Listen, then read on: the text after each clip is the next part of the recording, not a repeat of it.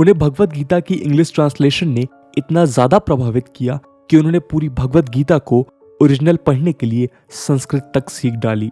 कई लोगों के मुताबिक वो 20वीं सदी के सबसे खतरनाक वैज्ञानिक थे। वैसे अगर उन्होंने न्यूक्लियर बॉम्ब बनाने वाले प्रोजेक्ट की लीडरशिप ना एक्सेप्ट की होती तो शायद वर्ल्ड वॉर 2 के नतीजे अलग होते। शायद हिटलर जीत जाता और दुनिया तबाही के किस मंजर से गुजरती ये हम सोच सकते हैं। वैसे दुनिया कहीं ना कहीं क्लाइमेट चेंज नाम की धीमी तबाही से अब भी जूझ रही है। जब दुनिया का पहला न्यूक्लियर बॉम्ब एक्सप्लोड हुआ था तब रॉबर्ट ओपेनहाइमर ने भगवत गीता की एक पंक्ति प्रॉपरली संस्कृत में कही थी। दोस्तों, नाम से शायद आपको अंदाजा लग गया होगा कि ये कहानी किसकी है। स्टडी IQ पर आज हम बात करेंगे रॉबर्ट ओपेनहाइमर की, जिन्होंने दुनिया को न्यूक्लियर बॉम्ब दिया, और ये भी जानेंगे कि भगवत गीता का वो कौन सा श्लोक था। पर कोशिश ये रहेगी कि हम रॉबर्ट के उस पहलू को ज़्यादा समझें जो दुनिया को अपनी डिप्रेशन के बावजूद बचाना चाहता था। जी हाँ दोस्तों, रॉबर्ट ओपेनहाइमर इस सच की एक जीती जागती तस्वीर है कि ज़रूरी नहीं है कि अगर कोई डिप्रेशन से जूझ रहा है तो वो सो कॉल्ड नेगेटिव और नाहिलिस्ट ही हो। तो आइए जानते हैं रॉबर्ट ओपेनहाइमर के बारे में। नमस्कार दोस्तों, मेरा नाम है आदर्श और स्वागत है आपका स्टडी IQ में। सिविल वॉर खत्म होने के बाद अमेरिका में बहुत तेजी से इंडस्ट्रियल ग्रोथ हो रही थी, और वो भी बिना किसी देश को गुलाम बनाए। छोटा सा एग्जांपल ये समझिए कि अमेरिका ने 12 सालों के अंदर तकरीबन 1.5 लाख किलोमीटर की रेलवे लाइंस बिछा दी थी। ग्रोथ होने पर बहुत से यूरोपियंस भी वहां इमिग्रेट हुए। उन इमिग्रेंट्स में एक कपल भी था, जूलियस और बेला ओपेनहाइमर। न्यूयॉर्क की एक मिल में जूलियस को काम मिल गया। इंग्लिश नहीं आती थी, लेकिन फिर भी अपने काम के बलबूते पे एक एग्जीक्यूटिव की पोजीशन मिली। 22 अप्रैल 1904 को जूलियस और बेला के यहाँ रॉबर्ट का जन्म हुआ। इस वक्त तक जूलियस एक वेल्दी बिजनेसमैन बन चुके थे और न्यूयॉर्क में अपना एक बंगला बना लिया था। रॉबर्ट को पढ़ना बहुत पसंद था, इतना कि रॉबर्ट ने 3rd और 4th ग्रेड को एक साथ कंप्लीट किया और 8th में आधे साल में ही पूरी किताबें खत्म कर उसका एग्जाम भी क्लियर किया। साहित्य और मिनरल्स की स्टडी में रॉबर्ट को बहुत इंटरेस्ट था। जब रॉबर्ट 5 साल के थे तब छुट्टियों में पूरी फैमिली जर्मनी गई। वहां उनके दादा ने उन्हें अलग अलग किस्म के पत्थरों से भरा एक बास्केट दिया था और तभी से उन्हें मिनरल्स में काफ़ी दिलचस्पी होने लगी थी।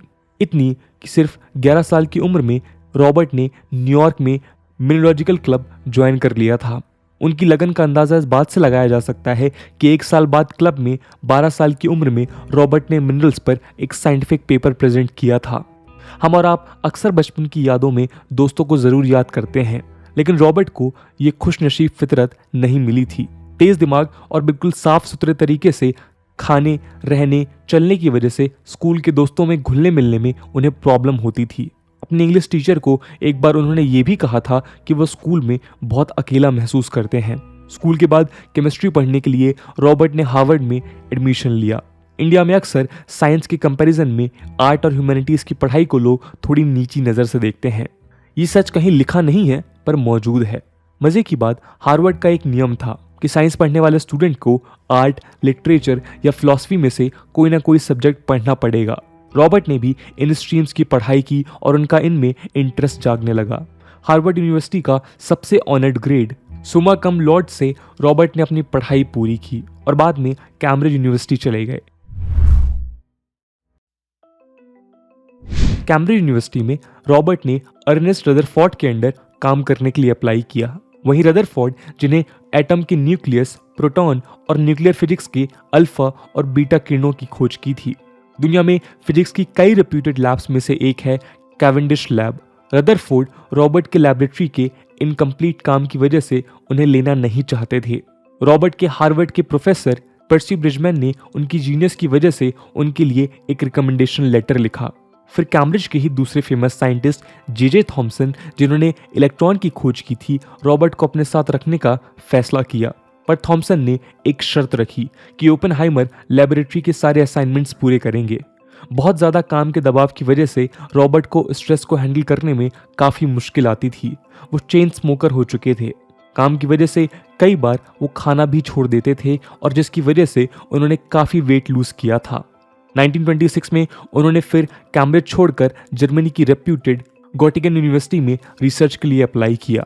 यूनिवर्सिटी का physics department Enrico Fermi, Werner Heisenberg, Wolfgang Pauli और एडवर्ड टेलर जैसे जीनियस क्वांटम फिजिक्स साइंटिस्ट से भरा पड़ा था। 16 से ज़्यादा रिसर्च पेपर एस्टैब्लिश करने के साथ मात्र 23 साल की उम्र में इस साइंटिस्ट ने अपनी रिसर्च पूरी कर ली। इसके बाद ओपेनहाइमर ने यूएस वापस जाकर बर्कली में सिचुएटेड यूनिवर्सिटी ऑफ कैलिफोर्निया में पढ़ाना शुरू कर दिया।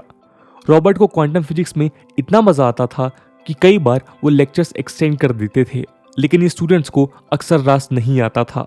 दूसरा, कई बार वो टॉपिक्स को एक चैनलाइज तरीके से एक्सप्लेन नहीं कर पाते थे। उनके दोस्तों के मुताबिक स्कूल के टाइम से ही सोशली ना घुल पाना भी इसकी एक वजह बना। अंदाजा इस बात से लगाइए कि एक बार तो सेमेस्टर के आखिर हफ्तों में सिर्फ मात्र एक स्टूडेंट अपनी अटेंडेंस क्रेडिट पूरा करने के लिए उनकी क्लास आता था। बाद में उन्होंने पढ़ाने के तरीके की प्रॉपर ट्रेनिंग ली और फिर वो अपने काम में माहिर हो गए। अमेरिका की ड्रामा और थिएटर इंडस्ट्री में एक बहुत ही रसूख वाला नाम था फ्रांसिस फर्ग्यूसन। फ्रांसिस ने थिएटर और ड्रामा के एंथुसिस्ट के लिए कई किताबें लिखी हैं, जिनमें से the idea of the theatre बहुत ही ज़्यादा फेमस है। फ्रांसिस रॉबर्ट के बहुत अच्छे दोस्त थे और उनका माइथोलॉजी में काफ़ी लगाव था। 1930 के बाद रॉबर्ट की मेंटल सिचुएशन कुछ स्टेबल नहीं थी। वो कुछ ऐसे हो चुके थे कि जब उनके दोस्त फ्रांसिस ने कहा कि वो अपनी लवर से शादी करने जा रहे हैं, रॉबर्ट उनका गला दबाने पर आ गए थे। लेकिन फिर अचानक से रॉबर्ट को लगा कि उनके साथ कुछ गड़बड़ है और उसके बाद उन्होंने एक साइकियाट्रिस्ट से सलाह लेनी शुरू की। ऐसा नहीं था कि रॉबर्ट को फ्रांसिस एज ए लवर पसंद थे। लिटरेचर के एक प्रोफेसर की बेटी जीन टेटलॉक से रॉबर्ट का रिलेशन था। दोनों के कई मामलों में एक जैसे पॉलिटिकल विचार थे और दोनों ही कम्युनिस्ट विचारधारा से थोड़े प्रभावित थे। लेकिन जब रॉबर्ट ने रशिया में स्टालिन के कई तानाशाही भरे फैसलों को देखा तो उनका कम्युनिज्म से भरोसा उठ गया। टेटलॉक और रॉबर्ट का रिलेशनशिप तकरीबन 3 साल तक चला और उसके बाद दोनों अलग हो गए। 1940 में रॉबर्ट ने एक मेडिकल रिसर्चर कैथरीन प्यूनिंग से शादी कर ली और उनके 2 बच्चे भी हुए। होलोकास्ट, जेनोफोबिया, पोग्राम, ये सारे अल्फाज हिटलर के तानाशाही भरे समय में यहूदियों के लिए नासूर बन चुके थे। वर्ल्ड वॉर II शुरू होने के ऑलमोस्ट 1 साल पहले दिसंबर 1938 में 2 जर्मन साइंटिस्ट ओटो हान और फ्रिट्ज स्ट्रैसमैन ने न्यूक्लियर फिजन की खोज की। न्यूक्लियर बॉम्ब का बेसिस यही फिजन थ्योरी है, जिसमें न्यूट्रॉन से यूरेनियम के एक बड़े मास को 2 पार्ट में तोड़कर बॉम्ब बनाया जाता है। इस ब्रेक में मैसिव एनर्जी रिलीज होती है जो एक तरह से बॉम्ब का काम करती है। 3 हंगेरियन साइंटिस्ट लियो सिलार्ड, एडवर्ड टेलर और यूगेन विग्नर को ये डर था कि अगर हिटलर के हाथ न्यूक्लियर वेपन लग गया तो पूरी दुनिया खतरे में आ सकती है। तीनों ही साइंटिस्ट ज्यूज थे। सिलार्ड और विग्नर ने यह तय किया कि वो अमेरिका के उस वक्त के प्रेसिडेंट फ्रैंकलिन रूजवेल्ट को इसके बारे में लेटर के जरिए बताएंगे। दिक्कत ये थी कि दोनों ही उस वक्त एक लिहाज से छोटे साइंटिस्ट थे और यूएस का प्रेसिडेंट उनकी बात क्यों सुने। फिर दोनों ने एल्बर्ट आइंस्टीन को राजी किया। आइंस्टीन, जो एक यहूदी थे, हिटलर के मास किलिंग से बचने के लिए अमेरिका में इमिग्रेशन ले चुके थे। लेटर आइंस्टीन के नाम से गया, जिसमें सिलर्ड और बाकी कई साइंटिस्ट के सिग्नेचर थे। उस लेटर को पढ़ने के तुरंत बाद रूजवेल्ट ने एक टीम बनाने को कहा जो इस पर काम करे। रूजवेल्ट के ऑर्डर के बाद पूरी टीम के लीडर उस वक्त के लेफ्टिनेंट जनरल लेस्ली ग्रोव्स हुए। वर्जीनिया में सिचुएटेड यूएस पेंटागन ग्रोव्स के ही विजन की डेन है। ग्रोव्स ने न्यूक्लियर बॉम्ब का टीम हेड रॉबर्ट ओपेनहाइमर को बनाया। बहुत से लोग इस बात से सरप्राइज भी थे कि एक कम्युनिस्ट सिंपैथाइजर को ग्रोव्स ने इतने इंपॉर्टेंट प्रोजेक्ट की कमांड क्यों दी, लेकिन रूजवेल्ट को ग्रोव्स पर पूरा भरोसा था। ग्रोव्स जानते थे कि इस प्रोजेक्ट को अंजाम तक सिर्फ रॉबर्ट ओपेनहाइमर ही लेकर जा सकते थे। ग्रोव्स का कहना था कि अगर ये सारा खेल न्यूट्रॉन से ट्रिगर होने वाले बॉम्ब का है तो जिम्मेदारी उस इंसान को दी जानी चाहिए जो इसमें माहिर है, लेकिन उससे ज्यादा इन सारे प्रोसेस से उस लीडर का तगड़ा लगाव हो। ग्रोव्स का इशारा पूरी तरह से ओपेनहाइमर की तरफ था। न्यूयॉर्क के मैनहट्टन में इस प्रोजेक्ट का हेडक्वार्टर बनाया गया। कई लेजेंड्स के मुताबिक ग्रोव्स ने शहर के नाम पर इसे इसलिए भी रखा ताकि एक टिपिकल कंस्ट्रक्शन वर्क लगे। Szilard, Enrico Fermi, Einstein, Edward Teller, Richard Feynman जैसे साइंटिस्ट को लेकर पूरे 15 साइंटिस्ट की टीम बनी, जिसकी लीडरशिप ओपेनहाइमर को दी गई। एडवर्ड टेलर को ही फादर ऑफ हाइड्रोजन बॉम्ब कहा जाता है। हालांकि टेलर इस टाइटल को पसंद नहीं करते थे। इन सभी से जुड़ा एक बड़ा ही इंटरेस्टिंग फैक्ट आपको वीडियो के अंत में मिलेगा। बॉम्ब के पूरे प्रोसेस के लिए एक अनपॉपुलेटेड एरिया चाहिए था। अपने बचपन के दिनों में फैमिली के साथ ओपेनहाइमर न्यू मैक्सिको के पठारी रीजन्स में छुट्टियों के लिए जाया करते थे। रॉबर्ट ने प्रोजेक्ट की शुरुआत में ही डिसाइड कर लिया था कि बॉम्ब का टेस्ट न्यू मैक्सिको के लॉस एलामोस में होगा। नाम दिया ट्रिनिटी यानी गॉड, उनके बेटे के तौर पर जीसस और होली स्पिरिट। इसके लिए लॉस एलामोस में प्रॉपर फैसिलिटी बनाई गई जहां साइंटिस्ट और मिलिट्री के लोग साथ रहते थे। पूरी फैसिलिटी में लोगों की तादाद जो 1942 तक महज 100 के आसपास थी, 1945 तक वहां 6000 लोग रहने लगे थे। रॉबर्ट की न्यूक्लियर फिजिक्स से भी ज़्यादा बड़ी खूबी ये थी कि वो सारा प्रोसेस आर्मी के लोगों को उनकी ज़ुबान में बता ले जाते थे। 1942 के शुरुआती दिनों में उन्होंने इन चीज़ों को एक्सप्लेन करने में काफ़ी दिक्कतें आती थी, लेकिन ये बात एक अचीवमेंट जैसी है कि जो प्रोफेसर कभी ठीक से पढ़ा नहीं पाता था, बाद में आर्मी के लोगों को भी समझा रहा है। प्लूटोनियम एनरिच्ड बॉम्ब के डिटोनेशन के लिए 16 जुलाई 1945 की तारीख तय की गई। इस प्रोजेक्ट की सहमति देने वाले यूएस प्रेसिडेंट रूजवेल्ट की 12 अप्रैल 1945 को ही ब्रेन हैमरेज की वजह से डेथ हो गई। वाइस प्रेसिडेंट हैरी ट्रूमैन ने ऑफिस संभालने के बाद इस टेस्ट को मंजूरी दी। सुबह ठीक 5:30 बजे दुनिया का पहला एटम बॉम्ब डिटोनेट किया गया। यहाँ बात डिटोनेशन की है, वॉर में इस्तेमाल की नहीं। पूरा नज़ारा कुछ ऐसा था कि एक मशरूम के जैसे लाइट का बहुत ही बड़ा सोर्स हो, जैसे कई हजार सूर्य के प्रकाश के जैसे। डिटोनेशन इतना तगड़ा था कि रॉबर्ट के मुंह से अपने आप ही भगवद गीता के 11 चैप्टर का 12th श्लोक संस्कृत में निकला था। श्लोक था, दिवि सूर्य सहस्रस्य भावेद युगपादा यदि भा सदऋषि सस्याद भाषा तस्य महात्मनः।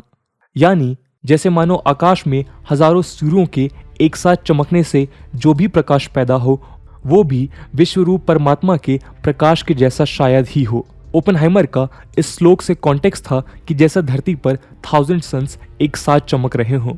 उसी चैप्टर के 32nd श्लोक का इंग्लिश ट्रांसलेशन पढ़ते हुए ओपेनहाइमर ने कहा, जिसका अर्थ था कि अब मैं मृत्यु बन चुका हूं, जो पूरी दुनिया को तबाह कर सकता है। रॉबर्ट ने ऐसा कई मौकों पर कहा था कि जिस हद तक उनकी जिंदगी को भगवद गीता ने बदला है, उतना शायद ही किसी और किताब ने किया हो। इतना ही नहीं, कई लेजेंड्स के मुताबिक यूएस के फेमस प्रेसिडेंट रूजवेल्ट के फ्यूनरल पर भी उन्होंने भगवद गीता के ही श्लोक को संस्कृत में पढ़ा था। डिटोनेशन के बाद ओपेनहाइमर कई दिनों तक बहुत कम बोलते थे, क्योंकि उन्हें लगता था कि उन्होंने न जाने किस चीज़ को बना दिया है।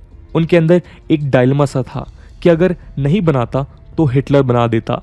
जैसा कि हम सभी जानते हैं कि 6 अगस्त 1945 को जापान के हिरोशिमा में पहला एटम बॉम्ब लिटिल बॉय गिराया गया और दूसरा बॉम्ब फैट मैन 9 अगस्त 1945 को। नागासाकी में हुई बॉम्बिंग से रॉबर्ट को एक गहरा धक्का लगा। उनका मानना था कि ये बॉम्बिंग ज़रूरी नहीं थी, लेकिन वॉर जनरल्स के मुताबिक जापान हिरोशिमा की बॉम्बिंग के बाद भी सरेंडर करने को तैयार नहीं था, इसलिए दूसरा बॉम्ब गिराया गया। वर्ल्ड वॉर 2 खत्म होने के बाद यूएसए ने एटॉमिक एनर्जी कमीशन बनाया और ओपेनहाइमर को इसके बोर्ड का मेंबर बनाया गया। 1949 में रशिया ने भी अपना पहला न्यूक्लियर बॉम्ब टेस्ट कर लिया था। यूएसए और सोवियत के बीच एक कोल्ड वॉर छिड़ चुकी थी। दोनों ही देश एक आर्म्स रेस में लग चुके थे, जिसका ओपेनहाइमर को डर भी था। ओपेनहाइमर ने हाइड्रोजन बॉम्ब के डेवलपमेंट का बहुत विरोध किया। उनका कहना था कि कोई भी देश इसे बनाए, ये मैनकाइंड के लिए एक खतरा ही रहेगा। अब जाहिर है कि यूएसए भी उस दायरे में आएगा। यूएस के प्रेसिडेंट हैरी ट्रूमैन को ये बात पसंद नहीं आई और ओपेनहाइमर को कमीशन के बोर्ड से हटाने को कहा गया। यहाँ तक कि बगैर उन्हें बताए उनका सिक्योरिटी क्लियरेंस कैंसिल कर दिया गया। अतीत में एक कम्युनिस्ट आइडियोलॉजी से इन्फ्लुएंस होने की वजह से कोल्ड वॉर के समय रॉबर्ट को कई बार एफबीआई की इन्वेस्टिगेशंस के सामने भी खड़ा होना पड़ा। मैनहट्टन प्रोजेक्ट की वो इंटरेस्टिंग सी बात कि उन 15 साइंटिस्ट में 12 यहूदी थे, इंक्लूडिंग रॉबर्ट। किसी भी कम्युनिटी से इतनी अंधी नफरत नहीं करनी चाहिए कि उस कम्युनिटी के अच्छे लोग भी आपके खिलाफ खड़े हो जाएं और उसका नतीजा पूरी दुनिया को तबाही के मुहाने पर खड़ा कर दे। अगर हिटलर वर्ल्ड वॉर 2 में तबाही की जिद ना करता तो शायद न्यूक्लियर फ्यूल्स का यूज बॉम्ब के बजाय ओनली पावर जनरेशन में होता, जो एनरिको फेर्मी का भी विजन था। कैलिफोर्निया यूनिवर्सिटी में इंडोलॉजी के प्रोफेसर आर्थर डब्ल्यू राइडर से रॉबर्ट ने सिर्फ इसलिए संस्कृत सीखी थी ताकि भगवद गीता को पूरी तरह समझ सकें। दोस्तों, ये थी कहानी रॉबर्ट ओपेनहाइमर की। उम्मीद है कि रॉबर्ट ओपेनहाइमर की इस कहानी से आपको एक रैशनल जानकारी मिली होगी। इस पूरे मुद्दे को लेकर आपका क्या ओपिनियन है कमेंट सेक्शन में ज़रूर बताइएगा। आज की वीडियो के लिए इतना ही। आई होप आपको वीडियो पसंद आई होगी, और अगर पसंद आई है तो अपने दोस्तों के साथ शेयर करना मत भूलिएगा। हम मिलते हैं अगले वीडियो में, तब तक के लिए जय हिंद, जय भारत।